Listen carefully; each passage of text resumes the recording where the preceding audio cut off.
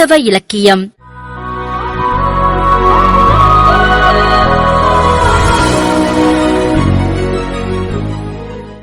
மூன்று அரசர்கள். சென்ற உரையில் பெத்லகேம் மாட்டுத் தொழுவத்தில் மீட்பர் இயேசு கிறிஸ்து பிறந்ததையும் அந்த நற்செய்தியை முதலில் எளிய இடையர்கள் கேட்டு மகிழ்ந்ததையும் கண்டோம். அதனைத் தொடர்ந்து வானில் தோன்றிய ஒரு விசித்திர விண்மீன் உலகிற்கு சொன்ன செய்தி என்ன என்பதையும், அந்த ஒளியினை தொடர்ந்து கிழக்கிலிருந்து ஞானிகள் தேடி வந்த உன்னத தருணத்தையும் இன்று நாம் காண்போம். பாடலை கேட்போமா?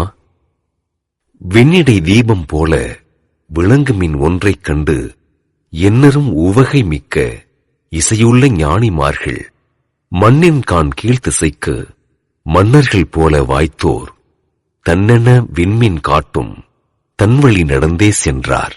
ஒரு வழி அனைவர் சேர்ந்து ஓரிடம் நடந்த காலை எருசலேம் தன்னில் அந்த இளையமீன் நின்றதாமே.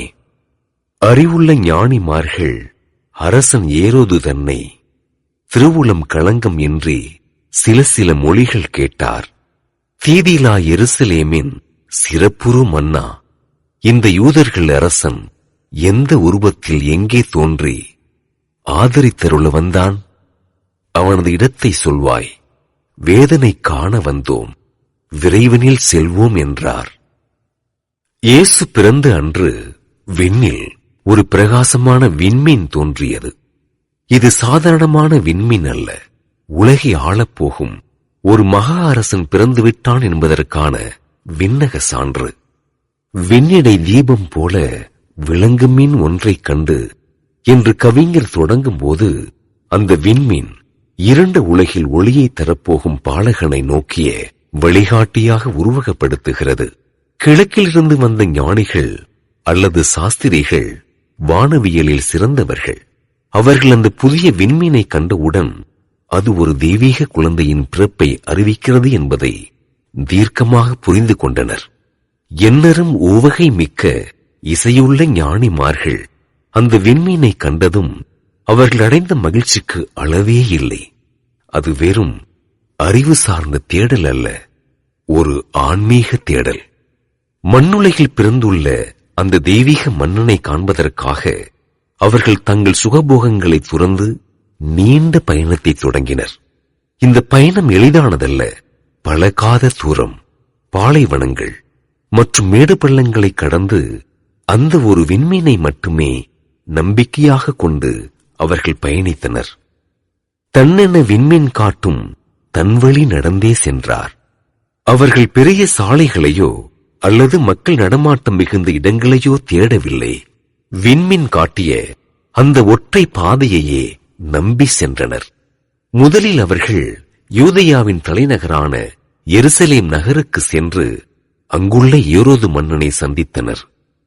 தீதிலா எருசலேமின் சிறப்புறு மன்னா, இந்த யூதர்கள் அரசன் எந்த உருவத்தில் எங்கே தோன்றி ஆதரித்தருள வந்தான் என்று அவர்கள் கேட்ட கேள்வி ஏரோதின் அதிகாரத்தை உலுக்கியது. ஏரோது மன்னன் இதை கேட்டு அச்சமடைந்தான். தனக்கு போட்டியாக ஒரு அரசன் பிறந்து விட்டானா என்ற பொறாமையும் தீய எண்ணமும் அவனுள் எழுந்தது. ஆனால் ஞானிகள் ஏரோது அரசனின் சதித்திட்டங்களை அறியாமல் அந்த பாலகனை வணங்குவதிலேயே குறியாக இருந்தனர். அவர்கள் ஏரோதிடம் விடைபெற்று மீண்டும் பயணத்தை தொடங்கினர்.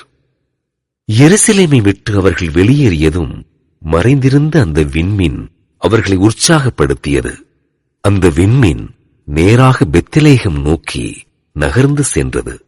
விண்மீன் கடைசியாக ஒரு இடத்தின் மேல் வந்து நின்றது.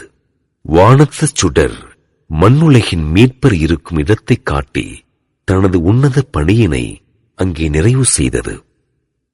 ஞானிகள் உள்ளே நுழைந்த போது அன்னை மரியாளின் மடியில் அந்த தெய்வீக குழந்தையை கண்டனர். அவர்கள் கண்டது ஒரு சாதாரண குழந்தையை அல்ல, உலகையே ரட்சிக்க வந்த இறைவனை கண்டனர். அவர்கள் அந்த பாலகனின் காலடியில் விழுந்து வணங்கினர். ஆண்டவர் குமாரன் அவதரித்ததனால் ஆண்டவர் மகிமை அதிகரித்துள்ளது என்ற உண்மையை அவர்கள் உணர்ந்தனர். அவர்கள் தங்களிடம் இருந்த பொக்கிஷங்களை திறந்து பொன், தூபம் மற்றும் வெள்ளைப்பூளம் ஆகியவற்றை அந்த பாலகனுக்கு காணிக்கையாக செலுத்தினர். பொன் என்பது அவர் ஒரு அரசன் என்பதையும், தூபம் என்பது அவர் ஒரு கடவுள் என்பதையும், வெள்ளைப்போளம் என்பது அவர் மனித குலத்திற்காக பாடுபட போகும் ஒரு மனிதன் என்பதையும் அடையாளப்படுத்தின. விண்மீன் காட்டிய வழி அதிகாரத்தை தேடிய வழி அல்ல, அது அமைதியையும் உண்மையையும் தேடிய வழி என்பதை இப்பாடல் நமக்கு தெளிவுபடுத்துகிறது. முடிவாக இந்த விண்மீன் இன்றும் நமக்கு ஒரு செய்தியை சொல்கிறது. எவ்வளவு இருள் சூழ்ந்திருந்தாலும் உண்மையான தேடல் இருந்தால் இறைவனின் ஒளி நம்மை சரியான இடத்திற்கு கொண்டு சேர்க்கும் என்பதுதான் அது. முடிவுரை. அன்பார்ந்தவர்களே, வானத்து விண்மீன் காட்டிய அந்த ஒளியில் மூவேந்தர்கள் இறைவனை கண்டனர். நாமும் நம் வாழ்வில் தோன்றும் நற்பண்புகள் எனும் விண்மீன்களை பின்பற்றி நடந்தால் நம் இதயத்திலும் அந்த பாலகன் அவதரிப்பார்.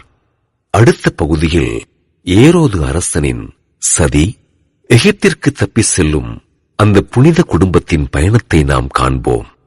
மீண்டும் சந்திப்போம். நன்றி.